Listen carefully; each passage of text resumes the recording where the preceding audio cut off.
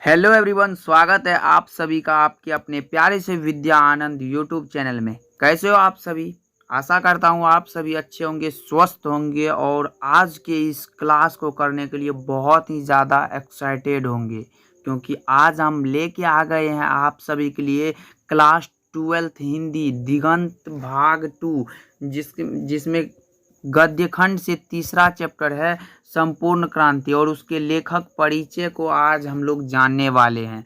बहुत ही ज़्यादा इम्पोर्टेंट बनता है, क्योंकि आप सभी ने तो देखा ही होगा क्वेश्चन बैंक सब में कि ज़्यादातर जो ऑब्जेक्टिव पूछे जाते हैं वो लेखक परिचय से ही रहता है। आज उसी के हम लोग लेखक परिचय थर्ड चैप्टर का लेखक परिचय करने वाले हैं। क्लास बहुत ही ज़्यादा इम्पोर्टेंट है, आज की इस क्लास को मिस मत करिएगा आप लोग। चलिए देखते हैं। संपूर्ण क्रांति जो है ये हमारा है भाषण। क्या है? भाषण, जो कि हमारे लेखक हैं जयप्रकाश नारायण। संपूर्ण क्रांति हमारे भाषण जो है वो लेखक जयप्रकाश नारायण के द्वारा दिया गया है। किनके द्वारा?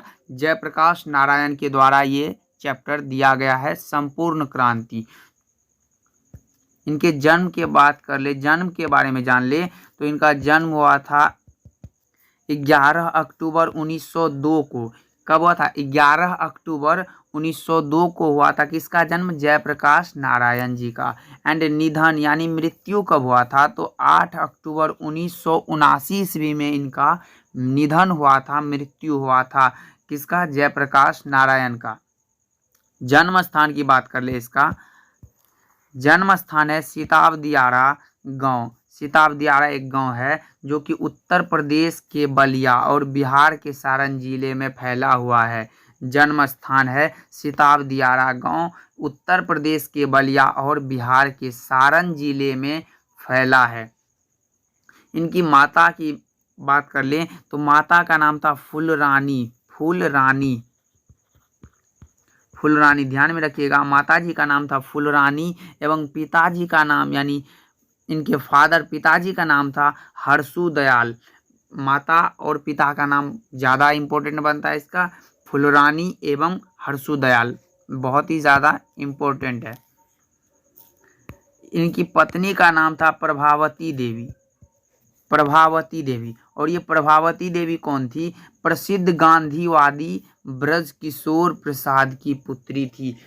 प्रभावती देवी किसकी पुत्री थी? आपसे क्वेश्चन में पूछा जा सकता है कि जयप्रकाश नारायण की पत्नी प्रभावती देवी किसकी पुत्री थी? तो ध्यान में रखिएगा, प्रसिद्ध गांधीवादी ब्रज किशोर प्रसाद की पुत्री थी वो। इनको पुरस्कार मतलब वो पुकार का नाम दिया गया। इनको पहले बचपन में पुकारा करता था। जैसे आप सभी में देखा होगा कि बहुत सारे बच्चे या फिर कई आदमी के नाम घर में कुछ अलग नाम होता है और बाहर यानी डॉक्यूमेंट सब में अलग नाम होता है। इसी प्रकार इसके बचपन में इसको बाउल कहते थे। जैसे बच्चे को हम लोग बोल देते हैं कभी कभी बाउल, हेरे इन्हें आवा बाउल, इधर आओ इधर आओ। उसी प्रकार इसके और बड़े होने पर जेपी नाम से प्रसिद्ध हुए एंड अपनी जन पक्षधरता के लिए लोकनायक के रूप में प्रसिद्ध हुए थे। कौन? जयप्रकाश नारायण। फिर से एक बार देख लेते। पुकार का नाम यानी बचपन में इनको बाउल बोलते थे सब, बाउल, और बड़े होने पर जेपी नाम से प्रसिद्ध हुए, अपनी जन पक्षधरता के लिए लोकनायक के रूप में भी प्रसिद्ध हुआ था। कौन? जयप्रकाश नारायण। शिक्षा की बात कर ले कि ये आरंभिक शिक्षा घर पर ही, फिर पटना कॉलेजिएट पटना में दाखिल हुए। आरंभिक शिक्षा इनके घर पर ही पूरा हो गया एंड फिर पटना कॉलेज पटना में दाखिल हुए। यही कौन? बिहार में हिंदी की वर्तमान स्थिति विषय पर लेख के लिए सर्वोच्च पुरस्कार प्राप्त हुआ। किनके लिए? बिहार में हिंदी की वर्तमान स्थिति के लिए इनको सर्वोच्च पुरस्कार भी प्राप्त हुआ। इन्होंने असहयोग आंदोलन के दौरान शिक्षा अधूरी छोड़ दी। इन्होंने असहयोग आंदोलन में इन्होंने भाग ले लिया और इन्होंने अपनी शिक्षा को वहीं पर समाप्त कर दिया। किन्होंने? जयप्रकाश नारायण ने असहयोग आंदोलन के दौरान शिक्षा अधूरी छोड़ दी। ये भी ध्यान में रखिएगा, बहुत ही ज़्यादा महत्वपूर्ण है। जयप्रकाश नारायण 1922 ईस्वी में शिक्षा प्राप्ति के लिए अमेरिका गए थे। अब आपसे पूछा जा सकता है कि जयप्रकाश नारायण 1922 में शिक्षा प्राप्ति के लिए कहाँ गए थे या फिर कब गए थे। 1922 में गए थे कहाँ, अमेरिका, शिक्षा प्राप्त करने के लिए। ये भी ध्यान में रखिएगा।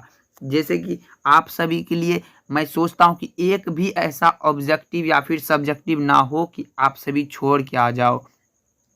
आप सभी के लिए मैं बहुत ही ज़्यादा मेहनत करके ये बनाया हूँ। बस अब आपका फ़र्ज़ बनता है कि आप इसको कितना मेहनत से पढ़ते हो, इनकी तैयारी करते हो, ये आप पर डिपेंड करता है। इसलिए साथियों, इसको मतलब पूरा रट जाना है, एकदम पढ़ लेना है और फिर देखना आपके बोर्ड एग्ज़ाम हिंदी के पेपर में एक भी ऐसा ऑब्जेक्टिव नहीं होगा जो छूट जाएगा। राजनीतिक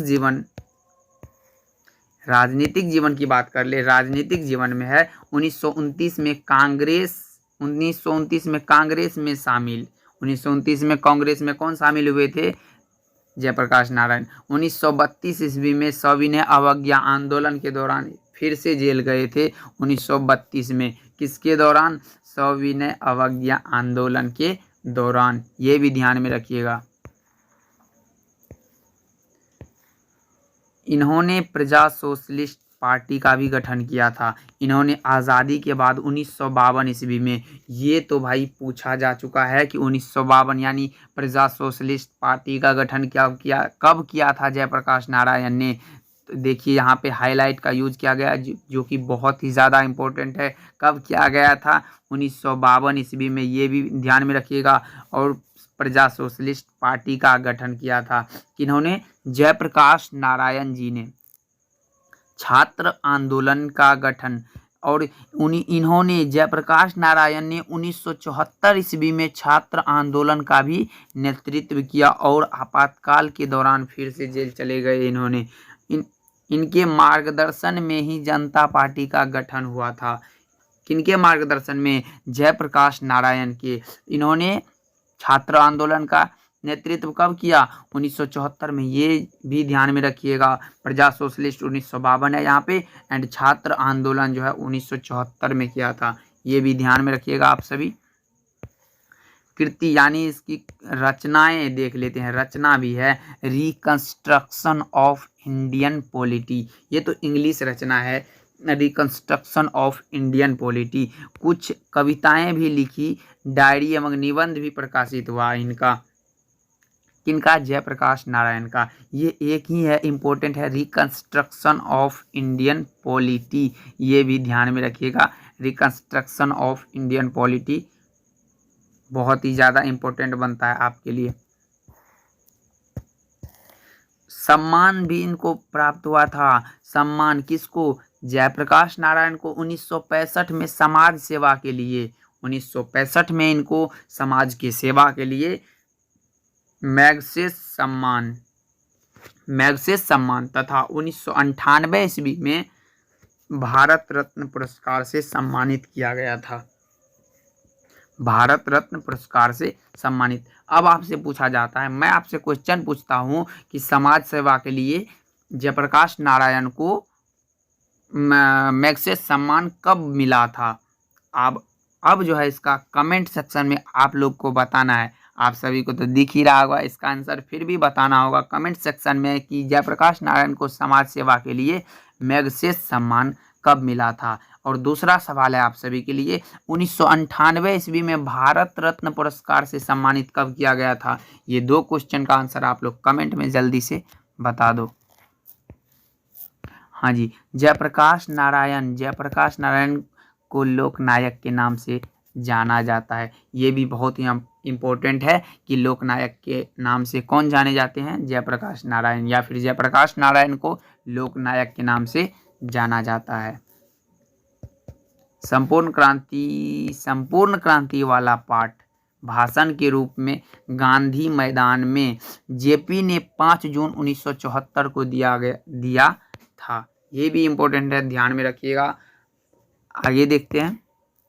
हाँ जी, बस ये यहीं तक था जो कि बहुत ही ज़्यादा इम्पोर्टेंट था, जो मैंने आप सभी को कराया, लेखक परिचय। इसी प्रकार मैंने बातचीत पहला चैप्टर बातचीत था उसका भी करा दिया, एंड उसने कहा था दूसरा था उसका भी लेखक परिचय हमने कर लिया पूरा क्लियर एकदम सटीक आंसर के साथ। अब तीसरा चैप्टर आज हम लोगों ने कंप्लीट किया। अगर इतना देर तक आप सभी हमारे साथ जुड़े रहे तो इसके लिए बहुत बहुत धन्यवाद, और मैं विश्वास दिला सकता हूं कि आप सभी का इस चैप्टर से अगर ऑब्जेक्टिव में आया तो एक भी ऑब्जेक्टिव नहीं छूटने वाला हो, ये मुझे खुद पर बहुत ही भरोसा है। एक छोटा सा रिक्वेस्ट है आप सभी से कि चलिए, जय माता सरस्वती, इन्हीं की कृपा से आज हम लोग पढ़ाई कर रहे हैं। बहुत ही ज़्यादा कृपा है माता सरस्वती की। प्लीज़ आप सभी को ये वीडियो थोड़ा सा भी अच्छा लगे हो तो लाइक कर देना, क्योंकि इससे हमें मोटिवेशन मिलता है कि यार कम से कम इतने बच्चे तो हमारे साथ जुड़ रहे हैं, तो पढ़ाने में मन लगता है। अपने दोस्तों के पास भी शेयर कर दीजिएगा और सब्सक्राइब कर लीजिएगा, क्योंकि एक छोटा सा भी बहुत ही छोटा सा परिवार है, कुछ दिन आगे चल के ऐसे ही बहुत बड़ा हो जाएगा आप सभी का अगर प्यार और सपोर्ट रहा तो। चलिए अगले सेशन में मिलते हैं, तब तक के लिए आप अपना ध्यान रखिए और खूब मन लगा के पढ़िए, जिससे कि दूसरों को लगे। ऐसे भी दूसरों के लिए हम लोग थोड़ी ना पढ़ रहे हैं, खुद के दम पर भरोसा पर पढ़ो कि हम लोग अब की बार 450 प्लस को क्रॉस करना है। चलिए मिलते हैं नेक्स्ट क्लास में, तब तक के लिए बाय बाय।